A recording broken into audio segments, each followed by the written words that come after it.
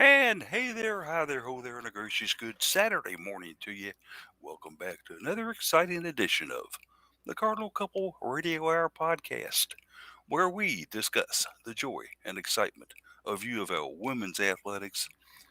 And the summer doldrums have finally slipped past the horizon, and we are actually at a point where we can discuss UofL activities against other teams.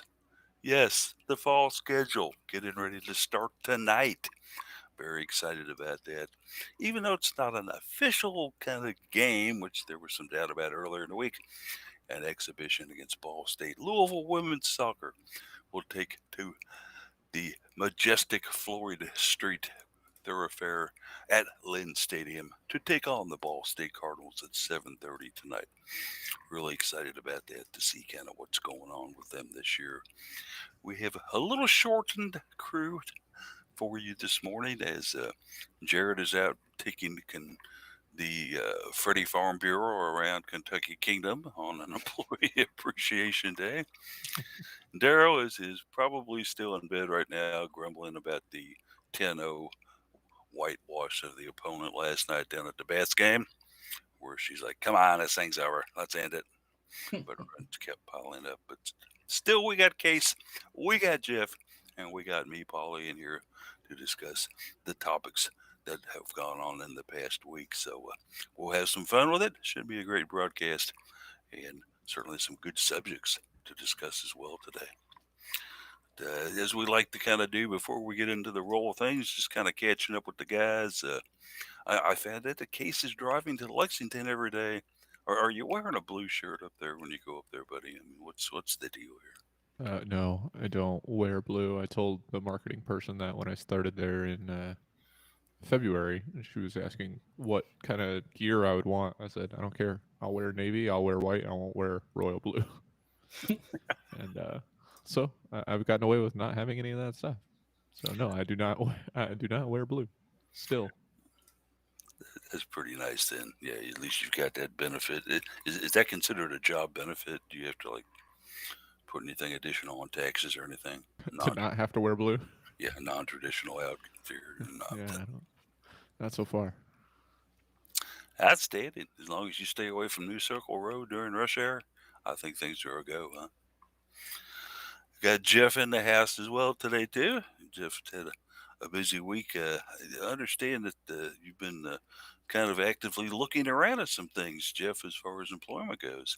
Maybe we'll see what happens. I'm always keeping my eye to the, ear to the ground, eyes open, see what's out there. So, yeah, You guys were just discussing a big earthquake just happened here. yeah. Magnitude 7.2 happened in Western Haiti, in the Caribbean. Do know potentially? Think there's enough distance. It's not an issue, but like Iko Jones is from Jamaica, which is just west of there. So, hoping her family is in good shape. But, Most certainly so. Yeah, we yeah, don't want to hear about anything ill ill happen to any of our U of L family for sure. And Iko, of course, has got a great mom and some yeah, wonderful things that go on there. So let's pray for their safety. Hope that absolutely. they're okay down there for Yep. sure. But Looking at USGS maps, it doesn't look like Jamaica really had too much impact from it. It was enough, far enough away from it, but always worried if you're, in the region. So yeah, for sure. Yeah. Hopefully, no big tidal waves in Gulf Florida. Although maybe at this point in time in our nation, engulfing Florida with a big tidal wave might be a good idea, huh? No, gotta wash out some of those non-believers. No, I'm waxing into politics, and I should not do yeah, that. 501c3 man. It's just like I don't know. You know, let's go ahead and get a shot. Why not? But the time of the show where we normally get into a little scheduling and Twitter information, and Case has got actually some stuff to talk about on that today. So take it away, Maestro. Yeah, stuff on the schedule. I don't have to just pretend that something that's happening 2 weeks away is relevant. If we look at the today's schedule, like you mentioned, we've got women's soccer versus Ball State in an exhibition game, season opener at Lynn Stadium. That one's at 7:30 p.m. tonight. Um, Might rain, might not. I don't know. The weather's being finicky, according to my apps.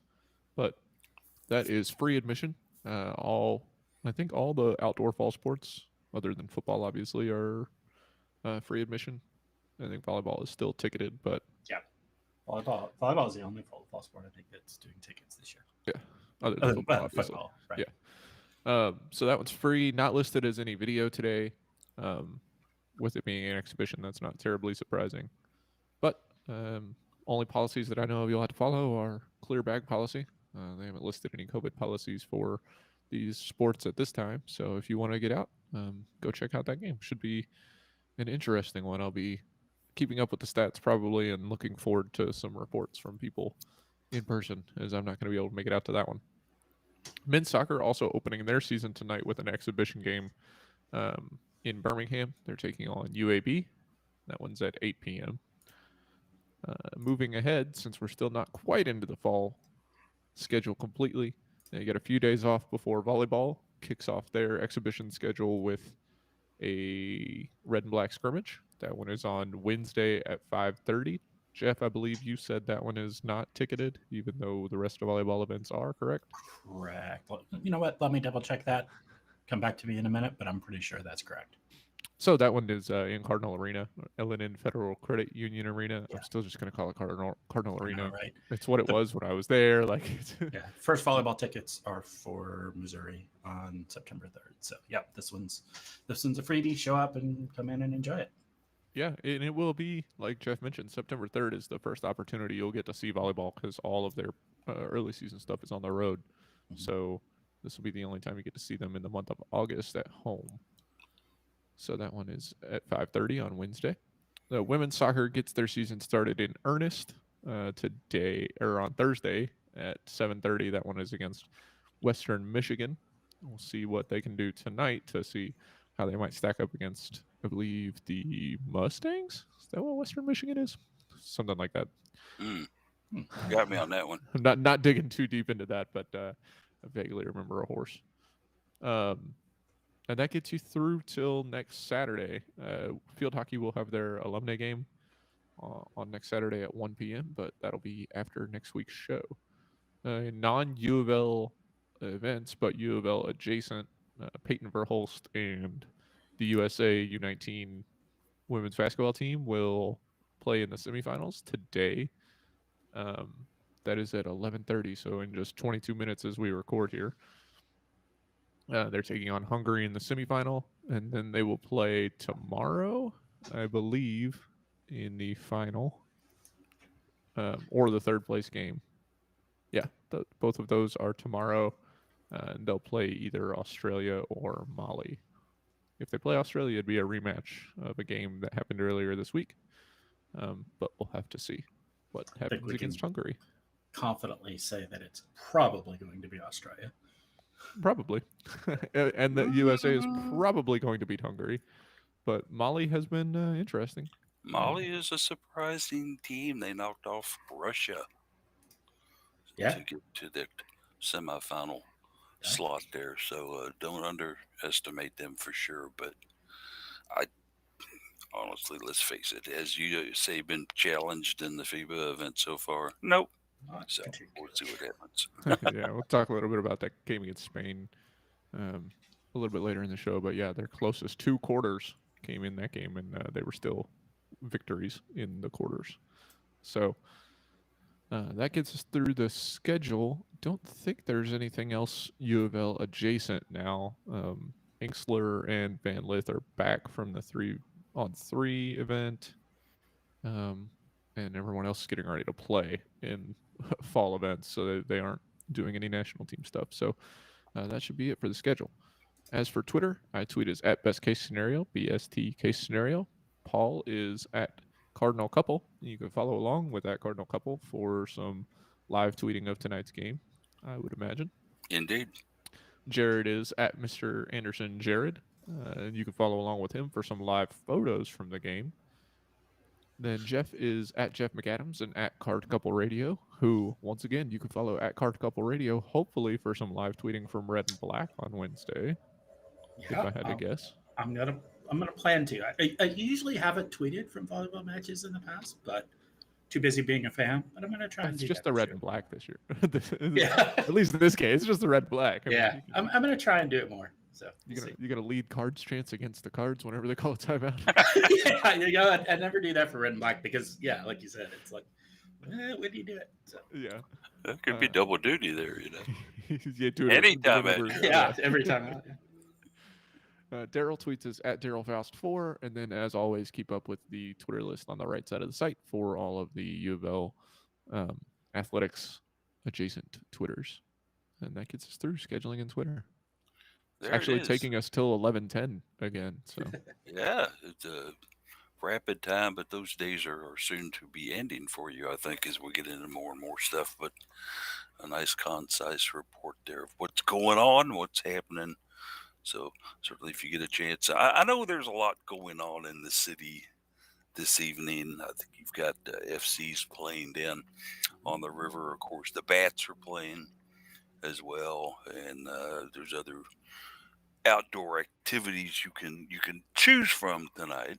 But hey, this is free. This is down on campus, and it'll be a chance to watch a soccer team that goes into their post era. So be interesting to kind of see what type of contributions will be made there. But let's take you back a couple days. Back on Wednesday, the University of Louisville offered a fall sports media day where they brought in several different programs with their head coaches and one selected player per event or squad to get grilled by the media, which consisted of me and another guy that showed up to ask the questions for well over an hour. And actually, I had to dive in there and do some stuff on some other sports too. I really don't do all that often when we brought in the men's cross country and also men's soccer. But I held my own. I think you guys would have been proud of me in there asking some pointing questions to the coaches and the players there. But it was a good event and a fun event. It actually started out with volleyball, where we got to hear from Danny Busboom Kelly talk a little bit. And I did pointedly ask her where the red jacket was. She said, that's been retired for a couple of years. Yeah, you can't bring it out too often, you know. Yeah. And I said, it's time for it to come back. You got to bring this thing back out here and get it going. And she kind of chuckled. So we'll see. Maybe she picked something else out to wear this year. I don't know. But also with her was a setter extraordinaire, Tori Dilfer. And Tori talked at length a little bit, guys, about the target on the back. A team that actually had a very good season last year, winning the ACC. I think was it Jeff 15-3 or 16-3. It's about that 15-3, I think. Went deep into the NCAA tournament. Had a very, very good season with all accounts. Such as it was. And things. Yeah, unfortunately, a kind of a bittersweet ending to it when they found a girl who knew how to serve. But certainly a great. It was just a weird tournament anyway, with a format change and all of that. But, a COVID-based tournament where wasn't what we normally expect out of the NCAA volleyball tournament. But certainly, I think it was a fun event. So I think that the horizon here, Jeff, is very, very bright for Louisville volleyball this year. A wealth of returning players from last year, a very, very strong nucleus, some great incoming freshmen. That basically the whole starting lineup coming back. What do you think about it? Yeah, go ahead and kind of elaborate on that a little bit. Yeah, so of the, if you think of 7 starters in the starting lineup, 6 positions and a libero, only Alexis Hamilton is not coming back out of the 7 starters. So, I mean, that's a core lineup that is going to be experienced. They're going to know how to play together. They're going to have that chemistry built and ready to go. You're going to have, you've got some very talented freshmen coming in, and they're going to try and crack into that lineup. And if they do, hey, great. But we know we have a solid lineup to start the season with, and that is so valuable because then you get the season to build on it. But to not have to be piecing a team together to start out the season is incredible. So, and that's where we are. That's what we've got. It's some amazing possibilities ahead for this team, I think, this year. In case when you look at this team and the successes they had last year, obviously a team that I think will have a target on its back as they go into different venues and play different squads, both conference and non-conference. It can be a bit of pressure, but this seems like a group that really doesn't let pressure bother them all that much. Yeah, I don't want to downplay the loss of Alexis Hamilton in the libero position. I feel like libero is a pretty strong kind of defensive captain, as it were, as much as there can be one in volleyball. One of those stalwart positions that's out there moving stuff around. But um, that's not to say that Louisville doesn't have a bunch of other players who have been operating in that role and are familiar to the team. You've got Alexa Hendricks and Aiden Mia Bartlett. Stander, Aiden Bartlett, all a bunch of people. Louisville actually doesn't list any solely defensive specialists on the roster now, probably because they're trying to replace Alexis Hamilton and haven't decided who's going to get that L as their primary name. So they're all listed as L/DS on the roster. Um, but there are a bunch of players that are ready to step into that role, and um, yeah, like you said, they're going to have a target on their back. Louisville has been a team that's come in and shown that they're ready to perform at the highest level in the ACC in recent years, and some of the other ACC teams are not particularly thrilled about that and are fighting back pretty hard. So Louisville's got their work to do to stay on top. As for all the other players coming back with like Anna Stevenson and Tori Dilfer, we saw, I think it was last week or maybe earlier this week, basically all of the players that were playing in the fall officially announced that they're returning when I think we all knew that. Do we know, was there some reason that they had to wait until a specific day that all of them could say at the same time that they were still on the team? I don't know that there was any requirement, but I think it's probably they went ahead and made an official announcement out of it to get the PR. Honestly, is part of it, but also that my guess is they took the okay, everything is signed, all the I's are dotted, T's are crossed, scholarships extended, all of the paperwork to actually make all the logistics happen was in place. And at that point, they probably came out and said, "Hey, we're going to make a PR push out of this." So Yeah. Maybe that's maybe my it was, guess. but it might have been enrollment day, like maybe when they Possibly, finally officially enrolled in yeah, classes, they could say they were still on the team, stuff like yeah, that. Because it was not just volleyball; it was yeah. It's I across think multiple sports. softball and a bunch of others too. So Mhm. that was definitely odd. But back to the question about volleyball's performance, like you mentioned, they bring back pretty much the whole team. They were a very good offensive team last year. Um, they're they've only had more time to work together. They're bringing in other new players that are going to get uh, jumped into this lineup, as it were, and you should see more good offense. Whether Louisville can finally figure out their serving, which they've basically yet to do under Coach Danny Busman Kelly, or in the last few years of the Cordes era, who knows? But um, we'll see if they can figure that out. The blocking is going to continue to be good. The attacking is going to continue to be good. It's just whether that defense and serving is going to come along or stay along, and see just how far this Louisville team can go. Jeff, when you take a look at this volleyball schedule for 2021 for Louisville volleyball, and let's kind of concentrate right here just on the non-conference part of it. 10 matches here, and it looks like maybe 5 of them are at home, 5 of them on the road. But some of the names in here, a very impressive slate indeed. You've got Arizona State, you've got Purdue, Mhm. you're hosting Kentucky, you're hosting Nebraska. This is a pretty we, action-packed we play at night. Nebraska, but yes, Okay, I didn't yeah, see. I've got Nebraska as a home match. I guess it no, is not though. it is on But the road. nevertheless, they still got to play the Right, Cornhuskers. right, Okay, yeah, yeah. Which yeah, actually makes that a harder game to play, right? yeah. I mean, Yeah, this isn't. They're not playing this then at the local 7-Eleven. right. It's going to be in an arena and such. But these are some very, very quality opponents in on here. And I've got to wonder, this 10-game non-conference slate. Boy, if they could run the table on this, wouldn't that be fantastic? But I'm That would I'm be seeing amazing. a couple of losses in here Probably. possibly. Yeah. Yeah.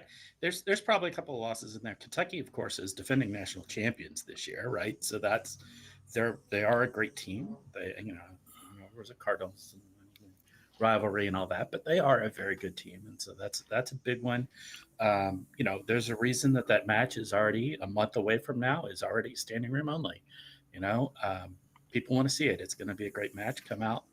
Should be a lot of fun. Um, don't dress in lots of layers because the place is going to be warm. Because Holland Federal Credit Union with 1,200 people in it, it's going to be warm. So, but yeah, Purdue is a very good team. I tell you what, you skipped in there. Missouri is a pretty decent team. They're coming in for the Cardinal Classic. Arizona State is, you know, they're maybe bottom middle of Pac-12, but that still makes them a very good team. So, uh, yeah, we've got some great teams on the schedule. Don't overlook Dayton, the season opener at Dayton. Um, they're a team that doesn't get a lot of acclaim, but have been in the last few years putting together a really, really good program up there. Really solid play, and don't overlook them. They've got kind of an interesting turn to things as this starts out, as where a couple of the other fall sports like field hockey and of course women's soccer gets the benefit of getting their first 3 or 4 or 5 games at home. Volleyball is going to the road here, pal, for their first three, a 2-day little trip that brings them against Cal Poly, Mhm. Texas A&M, Corpus Christi, Arizona State.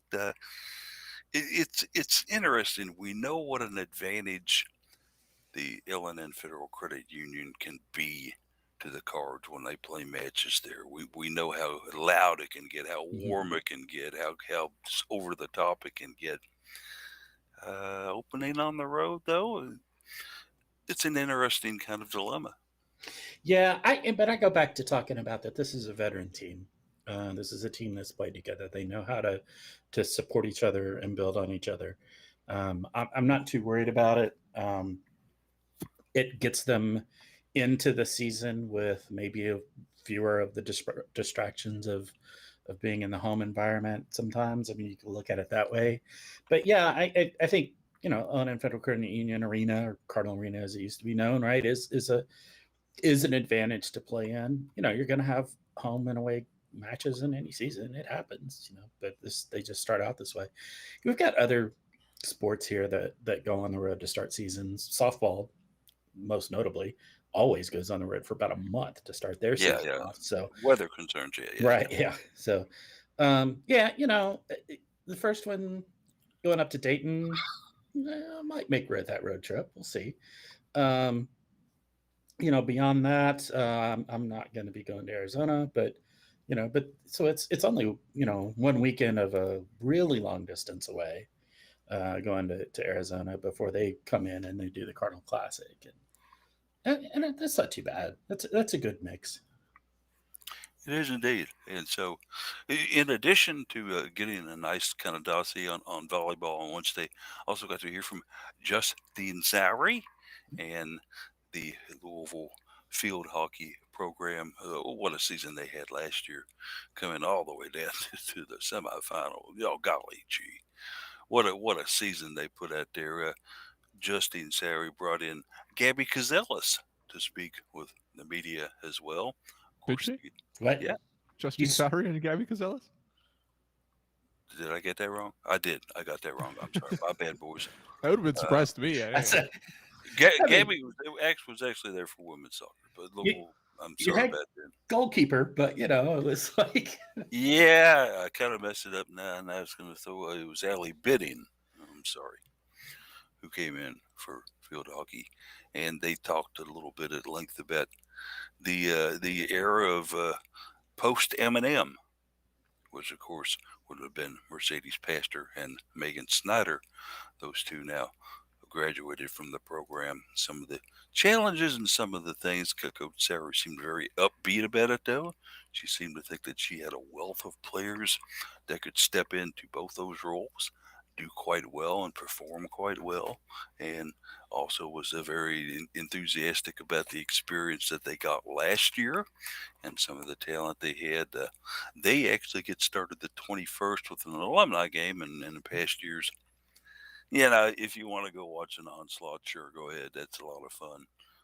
I always had a lot of fun with those, talking to some of the alumni after the game instead of talking to Sarah and her players, and kind of catching up with a few of them.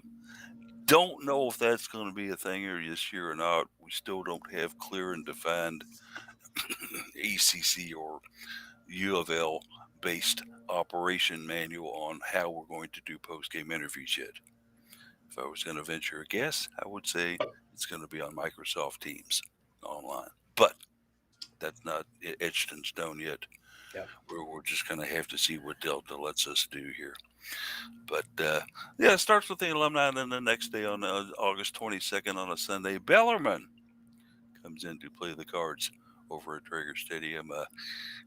This field hockey team looks poised for success again. I guess my main question, Jeff, is we don't have the comfort of a Mercedes Pastor on that baseline driving that offense, and we don't have the all-around skills of Megan Snyder.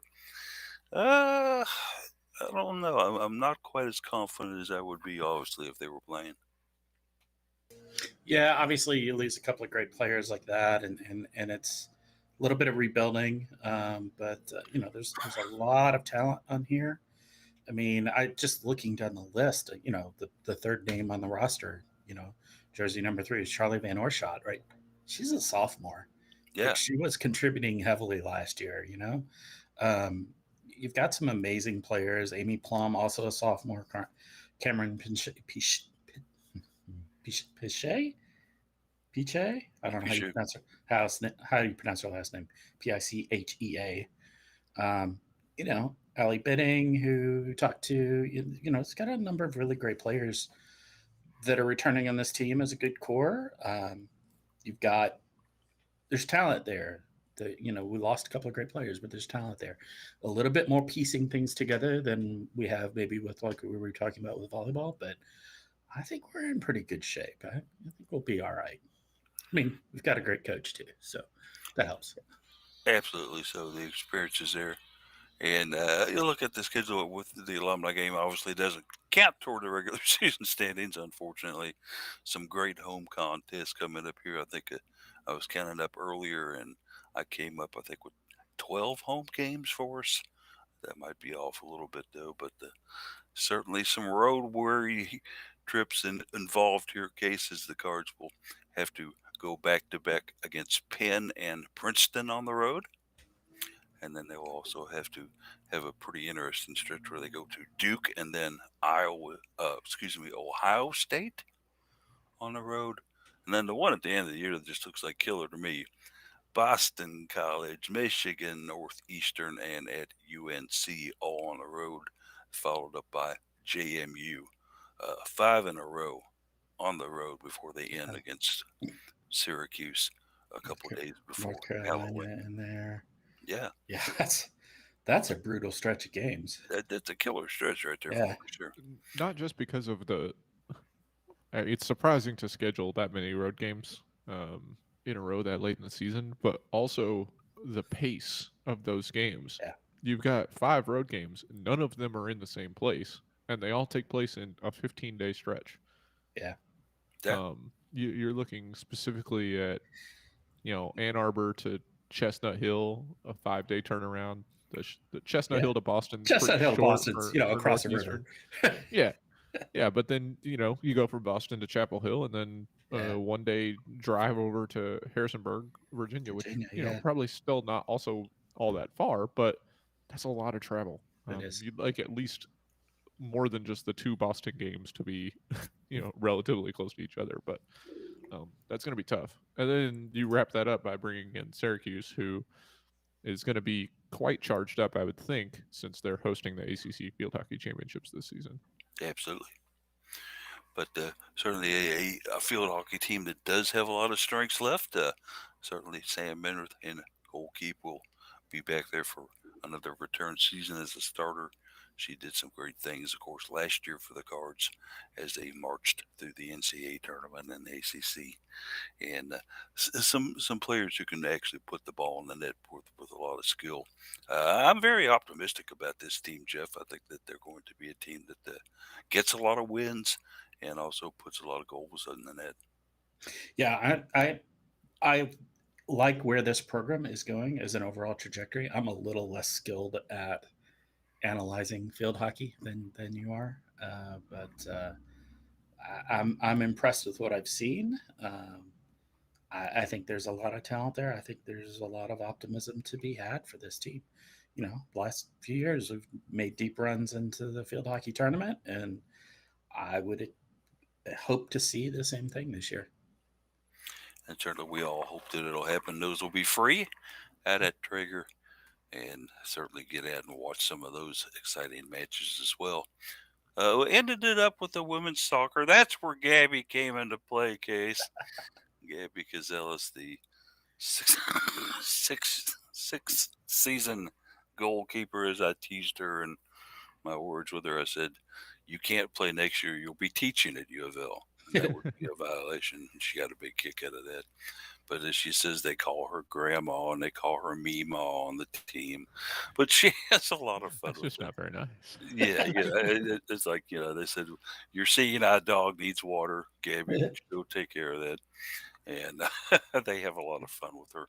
But certainly such a stellar goalkeeper. I still think she's the best in the ACC. People will argue that with me, obviously, but this is a schedule that's pretty packed here, guys. When you take a look at this, yes, we get to start out with an exhibition and then three straight counting games at home. That'll take us all the way through August, and then let's start out with a road trip to St. Louis, which could be a tough game. I guess the major question that we've all got is who's going to pick up this scoring mantle and run with it. In case we got some reports from the scrimmage exhibition they had at IU that a freshman scored the only goal in that contest last weekend. But I'll put it to you: who's going to make the goals here? Your guess is as good as mine. I think the easy answer is that Delaney Snyder is going to be the leading goal scorer on the team. I feel pretty confident in saying that. The question is who's going to be right there with her and who's going to facilitate most of her scoring. We saw throughout the last few seasons that she's. I mentioned this last week. It's no slight to her, but she's not a creative. It's not that she's not creative. She's not a creating striker. She's a goal scoring striker. You get her the ball, she's fast, and she's going to make it count. But who's going to be up there with her? Your guess is as good as mine. There's a lot of freshman names in the midfield.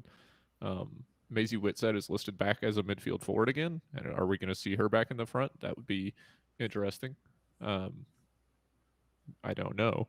What kind of lineup are they going to play? Are the outside wingbacks going to be creating a bunch? It's tough to say. It's definitely going to be offense by committee this season instead of offense by Amina Ekic. But if the spring season was any indicator, scoring is going to be hard to come by. So hopefully they've come out of that with some lessons learned. They've added a lot of freshmen to the roster since then. I don't think that Coach Karen Ferguson Days is going to be shy about making a lot of substitutions and playing with a lot of different lineups to find what can work. You've got your two stalwart defensive players in Sarah Hernandez and Gabby Cazellas. They're going to lock down the center of the field, the center of the back of the field, I should say. But who's going to be in the rest of the back? Tough to say. Raven Alexander, for some reason, is listed as a forward on the roster. That's not going to be the case if I had to guess. So you'll have her still in the back. A few other defenders listed on the roster, but it's going to be interesting. I'm still very intrigued to know what is going to happen with this formation going forward. And one of the things that I'll be watching out there tonight as we take this one in is what freshman is she using? How much playing time are they getting? And basically, how effective do they look against somebody besides themselves. They're actually playing bona fide competition right now, okay? How many minutes are they going to get? Who's stepping up with these freshmen? Because some of the others on the team, they are givens. We kind of know what they can do. We're watching them over the last couple of years. Jeff, I'll be real interested to see what's happening with these freshmen. Yeah, it'll be interesting to see. This soccer program is trying to develop into something greater than it has been, and you need the new talent coming in to bolster that and bring on, and it'll be interesting to see as well. I don't know the roster of our soccer team as well as some of the others, even less than field hockey, honestly. Um, so Same. There's a lot of new names on it. yeah, well, Oh, that's yeah. right. I'll definitely be going out there. I'm planning on going out tonight, and it's definitely going to be with an attitude of meeting this team almost for the first time, not quite, but and get to know them and get to see them play, not personally, obviously, but to see them play and get to understand this team a little bit better. Um, my interest in soccer overall has increased a bit over the past couple of years, so I'm still learning. But I feel like I'm a decent soccer fan, but I still have plenty more to learn. And I thought it was interesting case when I talked with Gabby a little bit on this, and she had glowing terms for the new assistant coach Nick Sturrett, who, in addition to his offensive and defensive skills, also works quite a bit with goalkeepers. And he said that the trio of goalkeepers on this soccer team really had fallen in love with the guy. They thought that he was wonderful, and as Gabby said, he's made me look at my game more in a kind of a holistic approach of not getting too high, not getting too low, taking it in 10-minute stretches. If something happens bad, try to forget about it, have a short memory, and get yourself back into the match. And it's certainly good to hear that all three goalkeepers really like this new coach. Yeah, especially considering that Kozelis isn't going to be here next year. Right. Every other year that she's been here, it's been a question. Is she going to decide to go pro? Is she going to graduate? What's going to happen? And there's no more questions after this. She's going to have exhausted her NCAA eligibility. This is going to be her last season. Hopefully, UofL can make that a very good senior season for her. Hannah Wise, obviously the goalkeeper in waiting, but Olivia Protopis is the new freshman goalkeeper. We saw that when Gabby Kozelis took over, that she was not the goalkeeper in waiting to everyone's eyes, but she won that job. So Hannah Wise is going to have her work cut out for her. I think that getting a new goalkeepers coach in the season before you're going to have a battle for who's going to be the next goalkeeper is very good for both of those keepers. And obviously, if Kozelis is taking what he's teaching her to heart and can get even better from where she already was, which was very good, she's closing in on 200 saves on her career, which would put her fifth all time at UofL. So if she's improving, that's very important. As for Stirrett's influence on the offense, we'll see if that helps too. That's another thing that we didn't talk about from a difference from spring to now is that you've added him and his look at what's going to happen going forward.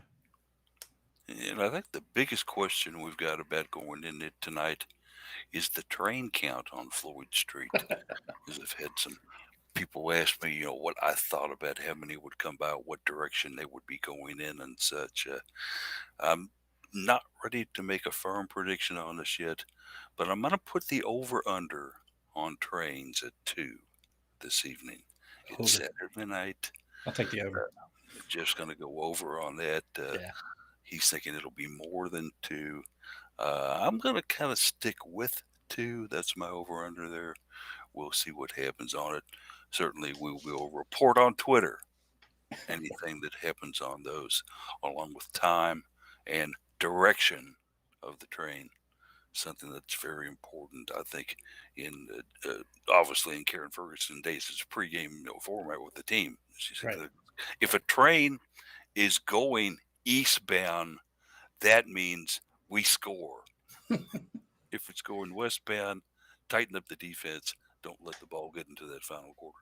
I mean, they use Right? the train horn as to celebrate goals, and Oh, those absolutely. trains are crossing Floyd Street. They're gonna blow their horns. We got to take advantage of that. Absolutely so. And it's got to be a stunning aspect, especially to a team that hadn't played us since 2016 when Ball State, the only time that we've played them before, right? 2016, and they beat us. So the challenge is there for us. But to come on out to Lynn tonight, it's free. Have a good time. Turn the kids loose on the playground. Should be some fun. And let's go watch some live college soccer on Weather should be UofL campus. weather should be pretty good for this one. It'll be maybe a little, just a slight touch warm, a little bit humid. Chance of rain throughout the afternoon, but tapering off as game time approaches. And even if it does rain, the seating area there is covered, so come out. It should be a really nice evening out there. I'm hoping forward to that as well. So Yeah. it should be good. But let's go ahead and leave campus here just briefly. We'll get back to campus in a minute. Don't worry. We're going to leave campus briefly and we're going to go to Hungary. Not that I'm hungry. I had Sorry, my I am breakfast. hungry. I'm ready for lunch. But perhaps you would like something of a Spanish delegation there, Jeff, in your dining, uh, because USA thumped Spain yesterday in the quarterfinals of the FIBA U19 tournament that they've got going on over there. Kind of a surprising detail here. Peyton Verhulst did not get the start yesterday against the Spaniards, but she did play the second most minutes of any non-starter for Team USA. Uh, Peyton had a very, very good outing to look like to be playing well with everybody. And when you've got a team that's got a wealth of really good guards, Caitlin Clark, for example, when you've got an Aussie Fudd, who's an incredible guard, and yes, there is a girl that we're going to have to watch for the next 4 years on this team, and Mm-hmm. I hate it. But it's Diamond Johnson who will be headed to NC State, and she just kind of looks like a little Dana Evans out there sometimes, guys. I don't want to put any fire on the any flame on the fire here, but she's a very, very good ball handler and is not afraid to take you off the dribble, leave the top of that circle, and head on into that paint and mix it up with the bigs. So hopefully Haley Van Lith will have the answer for her in conference play down the road. But Casey, did you miss? And then this was another strictly no contest here. The Cards win this. The Cards. I mean, the USA win. I'm getting so excited. USA wins this 98-64 over the Spaniards. They go to the semifinals, which probably has already started, I would think, against Hungary. Yeah, Yep. USA leads 8-5. And we've got the lead. Okay, so the guys are watching this live here, and they've got a live report on it. That's good. The Spaniards actually put up 64 points, as I mentioned, against USA, which is the most scored against USA in the tournament so far. So, give the Spaniards credit for just not totally throwing in the towel and not totally losing. And they had some height inside that kind of gave Bets and a couple of our post girls in there a little bit of consternation and fits, but not too much case. This was just another breeze for the USA team. Yeah, you mentioned 64 points. That was the most that had been scored against USA. A 34-point differential was the smallest margin of victory for Team USA, which is incredible. And that 34 points came with Spain losing two of the quarters by the fewest that USA has won quarters by. They had a 4-point winning quarter and a 3-point winning quarter, which means that they did a lot of work in the first and third quarters. It's almost a little bit unfortunate that USA has been winning some of these games so soundly, because as we see in this Hungary game, they're not jumping out to quite the lead that might have been expected in the first quarter. Just 2 minutes left in the quarter, and it's only 10-5. So it's interesting. You would expect USA to win based on the way that the teams have performed in the other games during the tournament. Hungary only beat Italy by 6 points, and Team USA beat Italy by 60 points. So there's a bit of a difference there. We'll see. We'll see how it goes. Peyton Verhulst didn't get the start again today. But like you mentioned, she played very well yesterday. She had 13 points. Um, she had 5 rebounds, a block, assist, and a steal, 2 turnovers, 2 fouls. Um, she went 5-7 from the floor. The entire team shot really well, 54.1%. So strong shooting percentage there. Like you said, probably combating that height on the inside, having to step out from the free throw or from the 3-point line and outside a little bit more, where they did shoot pretty well. But as for the rest of the team, they're just trying to carry on, see where they can get moving forward. We talked about if they can get through this game, they'll probably play Australia again, maybe Mali. That game against Australia would be a rematch where they won by 40 earlier in the week. So we'll just see. It's been interesting. I think Peyton Verhulst is getting a lot of good practice, a lot of good experience against top players from other countries, and experience in playing with top players from the USA, where she'll be playing with some top players at UofL, as we know. So it's definitely been great experience, and like you mentioned, she's going to be a player to watch out for the next 4 years, along with Diamond Johnson. Yeah, and Jeff, let's go just a little bit further on Peyton here. 3 for 4 from beyond the arc. Certainly something that'll bring a smile, I think, to Coach Walls and Cardinal fans who want to know who is going to replace kind of Dana out there in that 3-point area. I mean, obviously Haley, obviously Kiana, but it's always good to have a couple other options. Peyton looks like she can get that done from beyond the arc. And also 5 rebounds. Peyton is not afraid to get in there and mix it up with the bigs. Yeah, absolutely. She has demonstrated that she can play almost any position on the court, between 3x3 stuff she did earlier in the summer, and now with the U19 team. She's been kind of a utility player all over the place. She's making 3-point shots. She's making non 3-point shot field goals. She's, bumping people, getting free throw opportunities, and it's, she's a utility player. She's all over. It's great. So we'll certainly hope that they can continue those winning ways today. It sounds like they're on their way to, but sounds like it might be a little bit closer from what you guys are saying than anything we've experienced so far in this FIBA tournament. But we have been closing games out pretty well, so we'll see. Thumbs up. Let's get this one, and then see who emerges from the Mali game against Australia. So let's go ahead and head on back to campus then after our quick trip overseas. Some of the, let me get the scoreboard up on the stream here. So yeah, I was going to take, let's see if we can take a quick look at that up there, because I don't see it yet. Yeah, I just put it up there, so hopefully you'll see it in a second. Okay, we'll wait for that to come up. Not on our chat, but on the actual stream going out to people. So we'll see if that develops. I still don't see it yet, but that's maybe just my. It won't be on our Video Ninja. It'll be on the actual YouTube stream. Oh, okay, cool. Yeah.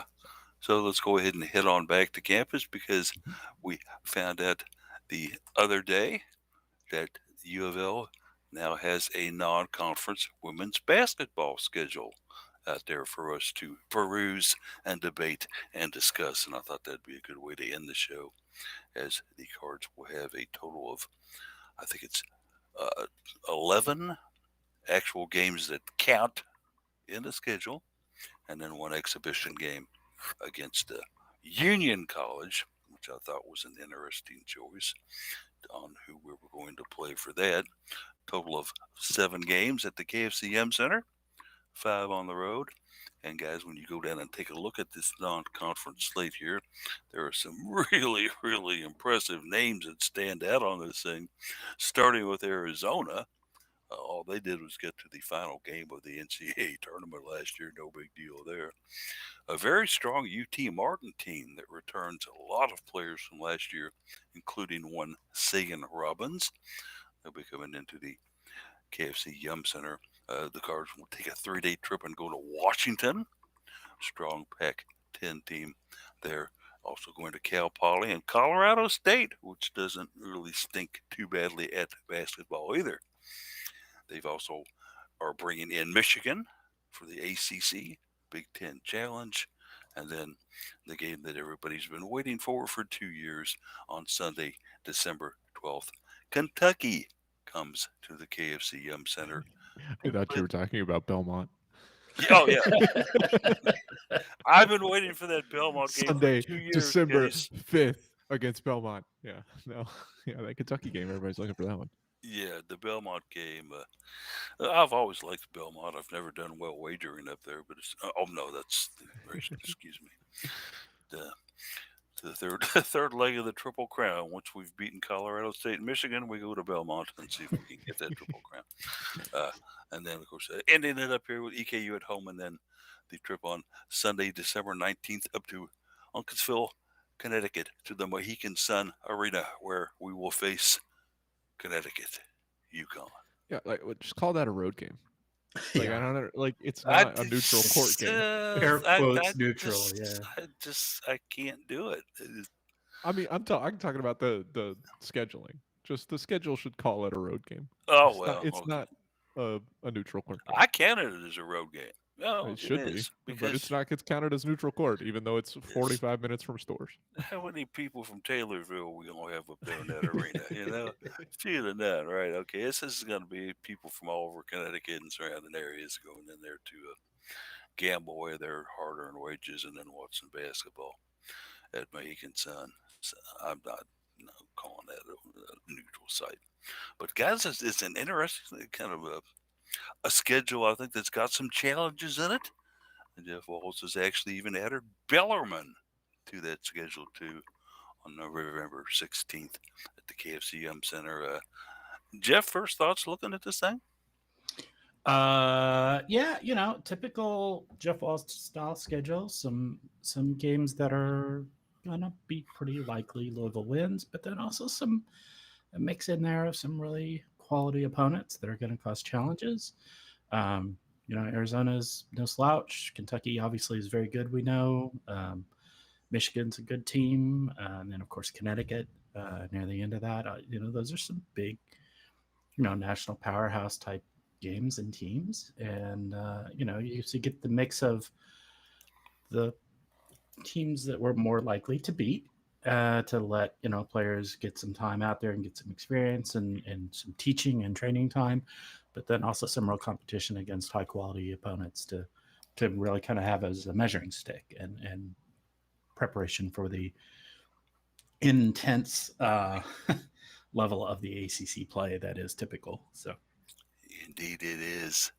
And over the years, Case Jeff Walls has always tried to play against some in-state colleges and universities in that non-conference slate. He's always tried to devote at least a third of the schedule maybe to that, in some years even more. And of course, we don't have to go through the madcap scrambling, calling you on the phone at 2:30 in the morning. Hey, you guys want to play basketball in a couple of days? This is Coach Walls. How are you? Let's hope, yeah. Hopefully, we're not going to have to see that this year.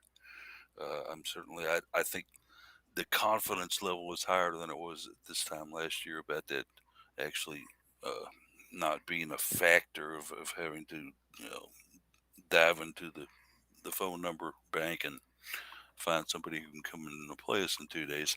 But you got Union. In the case, this is the one that stands out to me as the interesting one. I mean, we've played Bellarmine in the past, exhibition status and all that.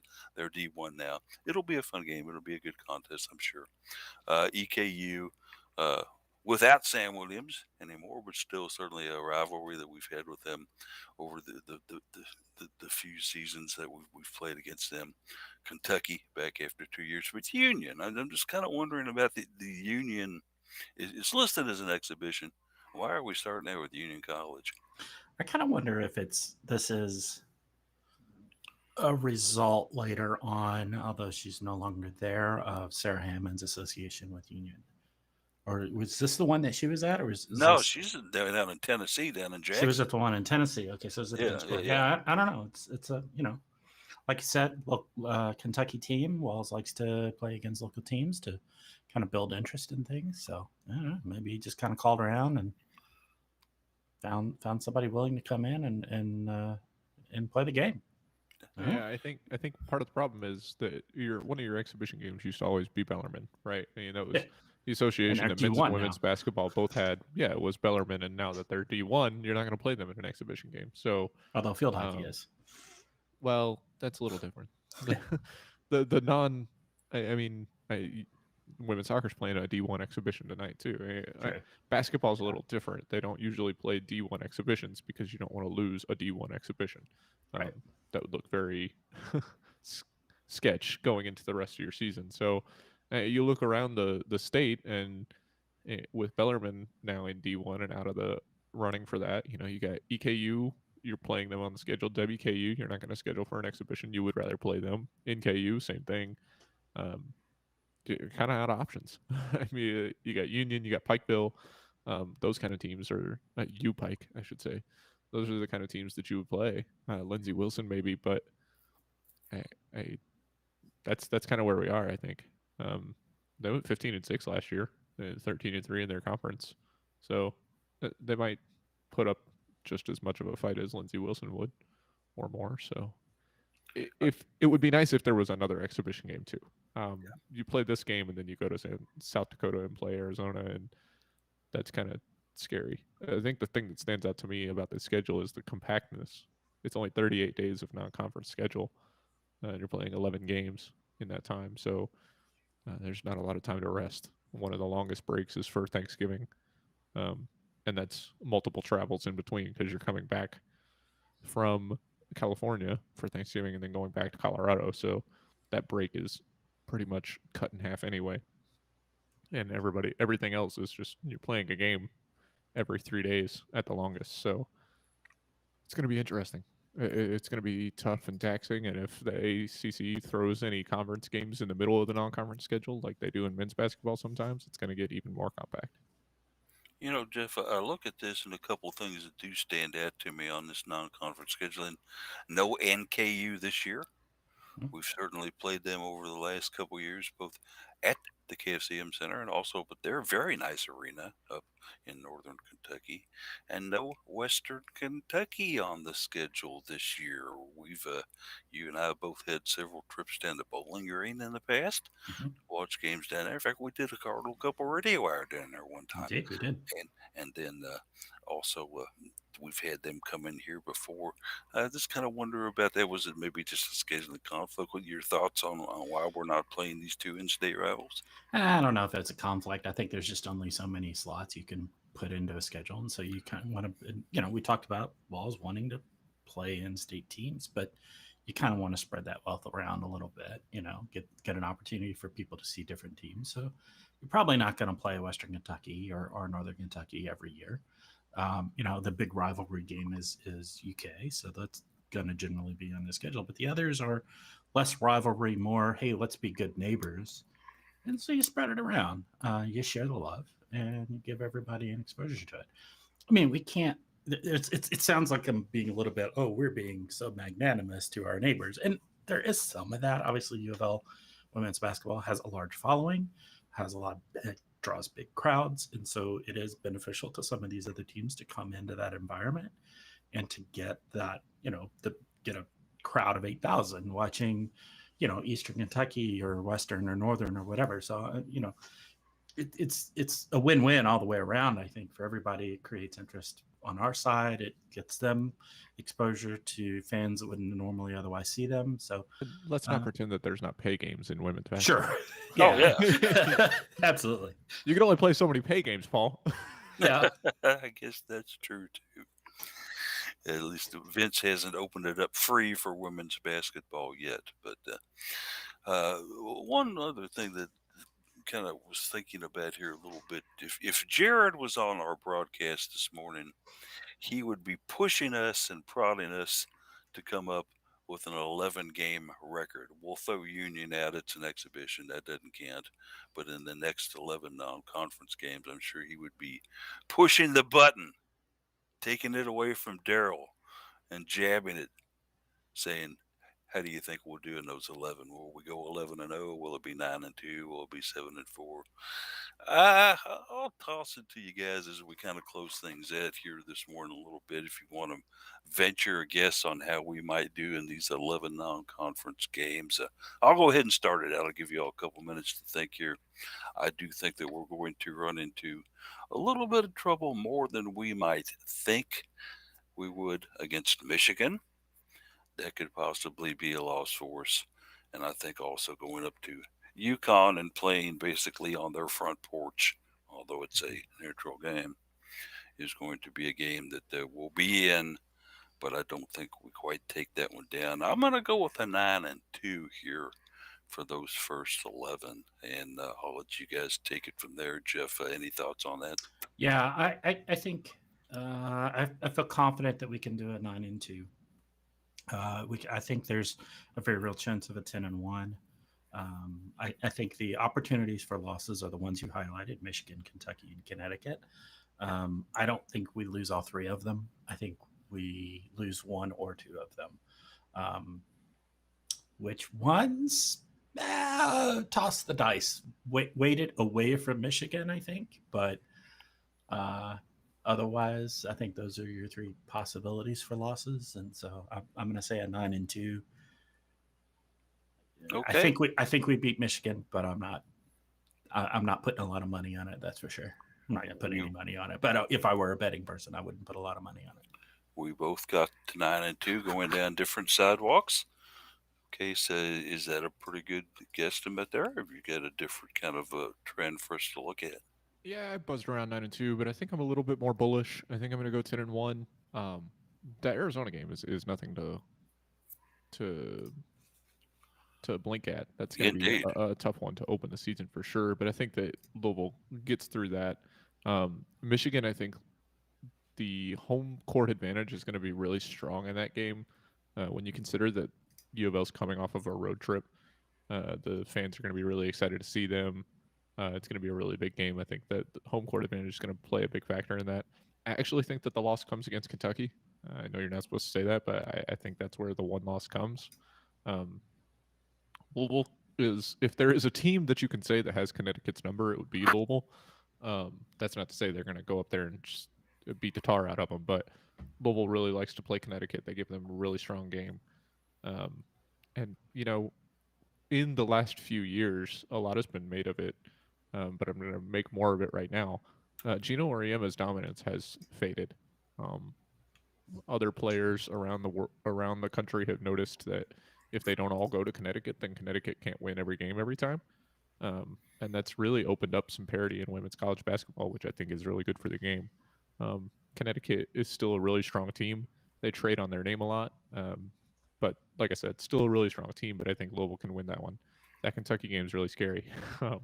When you haven't beaten a team, especially a rival, in a really long time, that makes every game a little bit more edgy. And I think Kentucky is coming in with a fresh perspective and still bringing Ryan Howard along with them. So I think 10-1, and that loss could come in any of the four games that I mentioned, but I think it comes at home against Kentucky. Could certainly be a 10-1 for Case here. Okay, he's kind of thinks they'll do a little bit better than Jeff and I have prognosticated, but certainly there's going to be some fun trips in here as well. They go up to Washington, of course. That's in Haley Van List's backyard up there. She will get a chance to, I'm sure, bring in a cadre of her family and friends to watch her play. And then with the West Coast games, certainly we've got some players that are from there, like a Romani Parker, for example, and also the Smiths, Kiana and Alana, played college out on the West Coast at California and UCLA, respectively, there on that. So we're looking forward to it. We can't wait. Today's the 14th of August, and this all begins November 4th down at the KFC Yum Center. So get yourself ready for that. And guys, we're past noon. We've had a very, very packed show today, I think, here with topics we've talked about and things we've discussed. So let's go ahead and just segue it on into some final thoughts. Jeff, why don't you start us out with some final thoughts this week? Yeah, two real quickies.